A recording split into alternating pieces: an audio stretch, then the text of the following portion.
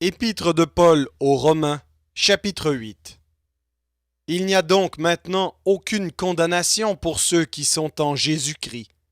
En effet, la loi de l'esprit de vie en Jésus-Christ m'a affranchi de la loi du péché et de la mort. Car chose impossible à la loi, parce que la chair la rendait sans force, Dieu a condamné le péché dans la chair en envoyant, à cause du péché, son propre Fils dans une chair semblable à celle du péché, et cela afin que la justice de la loi fût accomplie en nous, qui marchons non selon la chair, mais selon l'esprit. Ceux, en effet, qui vivent selon la chair, s'affectionnent aux choses de la chair, tandis que ceux qui vivent selon l'esprit s'affectionnent aux choses de l'esprit. Et l'affection de la chair, c'est la mort, tandis que l'affection de l'esprit, c'est la vie et la paix. Car l'affection de la chair est inimitié contre Dieu, parce qu'elle ne se soumet pas à la loi de Dieu, et qu'elle ne le peut même pas. Or ceux qui vivent selon la chair ne sauraient plaire à Dieu. Pour vous, vous ne vivez pas selon la chair, mais selon l'esprit, si du moins l'esprit de Dieu habite en vous. Si quelqu'un n'a pas l'esprit de Christ, il ne lui appartient pas. Et si Christ est en vous, le corps, il est vrai, est mort à cause du péché, mais l'esprit est vie à cause de la justice. Et si l'esprit de celui qui a ressuscité Jésus d'entre les morts habite en vous, celui qui a ressuscité Christ d'entre les morts rendra aussi la vie à vos corps mortels par son esprit qui habite en vous. Ainsi donc, frères, nous ne sommes point redevables à la chair pour vivre selon la chair. Si vous vivez selon la chair, vous mourrez. Mais si par l'esprit vous faites mourir les actions du corps, vous vivrez. Car tous ceux qui sont conduits par l'esprit de Dieu sont fils de Dieu. Et vous n'avez point reçu un esprit de servitude pour être encore dans la crainte, mais vous avez reçu un esprit d'adoption par lequel nous crions « Abba, Père ». L'Esprit lui-même rend témoignage à notre esprit que nous sommes enfants de Dieu. Or, si nous sommes enfants, nous sommes aussi héritiers, héritiers de Dieu et co-héritiers de Christ, si toutefois nous souffrons avec lui, afin d'être glorifiés avec lui. J'estime que les souffrances du temps présent ne sauraient être comparées à la gloire à venir qui sera révélée pour nous.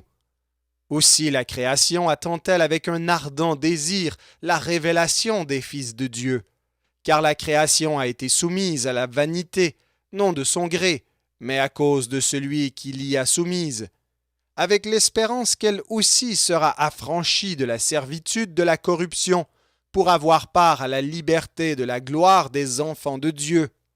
Or, nous savons que, jusqu'à ce jour, la création tout entière soupire et souffre les douleurs de l'enfantement, et ce n'est pas elle seulement, mais nous aussi, qui avons les prémices de l'Esprit, nous aussi nous soupirons en nous-mêmes, en attendant l'adoption, la rédemption de notre corps. Car c'est en espérance que nous sommes sauvés. Or, l'espérance qu'on voit n'est plus espérance. Ce qu'on voit, peut-on l'espérer encore? Mais si nous espérons ce que nous ne voyons pas, nous l'attendons avec persévérance. De même aussi, l'Esprit nous aide dans notre faiblesse, car nous ne savons pas ce qu'il nous convient de demander dans nos prières, mais l'Esprit lui-même intercède par des soupirs inexprimables, et celui qui sonde les cœurs connaît quelle est la pensée de l'Esprit, parce que c'est selon Dieu qu'il intercède en faveur des saints. Nous savons du reste que toute chose concourt au bien de ceux qui aiment Dieu, de ceux qui sont appelés selon son dessein. Car ceux qu'il a connus d'avance, il les a aussi prédestinés à être semblables à l'image de son Fils, afin que son Fils fût le premier-né entre plusieurs frères. Et ceux qu'il a prédestinés, il les a aussi appelés. Et ceux qu'il a appelés, il les a aussi justifiés. Et ceux qu'il a justifiés, il les a aussi glorifiés.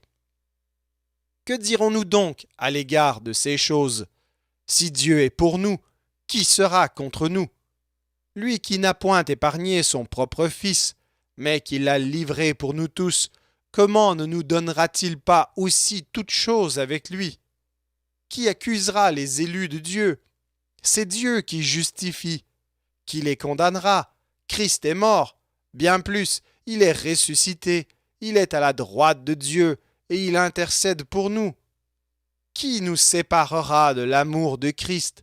Sera-ce la tribulation, ou l'angoisse, ou la persécution, ou la faim, ou la nudité, ou le péril, ou l'épée?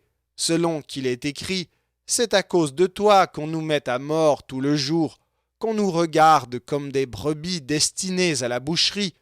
Mais dans toutes ces choses, nous sommes plus que vainqueurs par celui qui nous a aimés. Car j'ai l'assurance que ni la mort, ni la vie, ni les anges, ni les dominations, ni les choses présentes, ni les choses à venir, ni les puissances, ni la hauteur, ni la profondeur, ni aucune autre créature ne pourra nous séparer de l'amour de Dieu manifesté en Jésus-Christ notre Seigneur.